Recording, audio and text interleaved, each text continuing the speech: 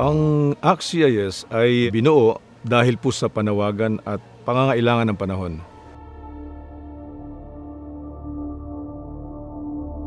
Kinakailangan talaga natin na ang ating pong komunidad mismo ay magiging aktibo sa pagsulong ng isang tahimik at maayos na pamayanan, sapagkat sa buong Pilipinas po ay talagang nandoon na yung mga mamamayan na gustong tumulong. Kinakailangan lang ma-organize sila at ma-mobilize.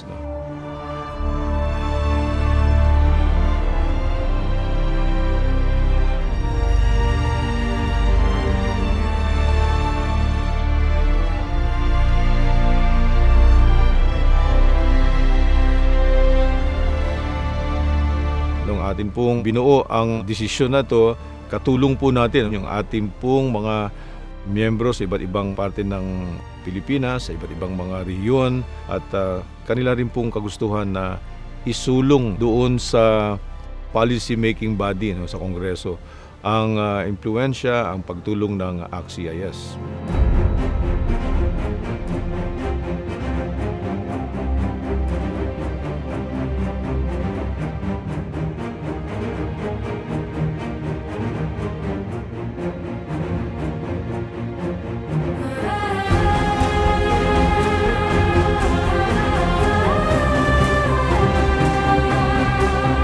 Ngayon, ang isa rin kasi sa ginagawa ng ating tanggapan ay yung makatulong tayo mismo sa ating mga constituents. So sa pamamagitan ng mga assistance, medical, educational assistance, scholarships, at yung mga iba't ibang mga proyekto na dahil sa ating tanggapan ay nailalapit natin sa mga iba't ibang mga departamento, at ito naman ay natutugunan ng mga departamentong yan.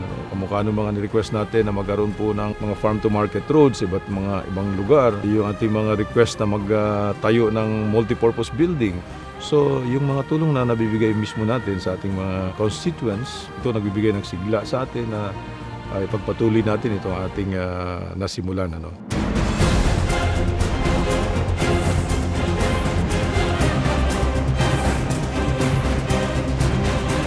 Yung ating eksperyensya sa pakikipaglaban sa krimen at terorismo sa loob ng humigit kumulang na 38 taon.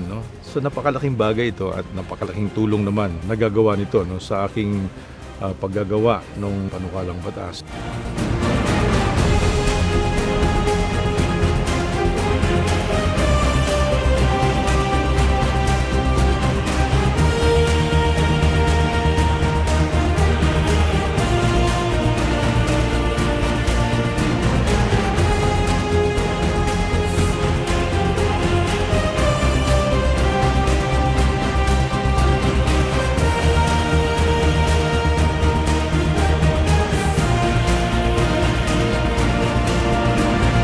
Napapalakas rin natin yung mga organisasyon sa baba, lalong-lalo na yung sarili nating organization.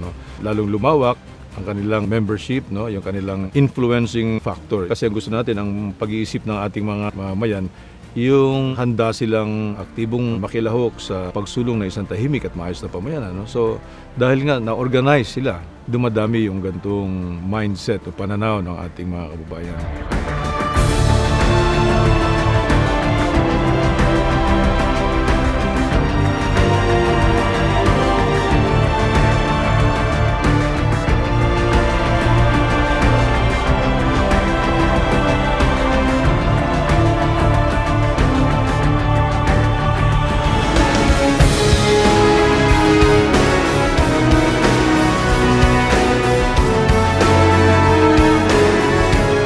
Salamat sa ating mga kasamahan, ang tinatawag natin mga partners, mga katulong natin sa pagsulong ng advokasiyang lahat tayo, mga mamamayang Pilipino, ay magkapit-bisig, magsamahan, magtulungan upang isulong ang isang tahimik at maayos na pamayanan.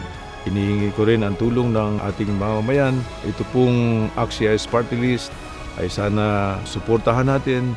At ang pinakamaganda po, samahan niyo po kami sapagkat ang sabi nga natin, makilahok laban sa krimen at terorismo. Yan po ang mabisang paraan upang maging maayos ang ating pamayanan. Maraming salamat po.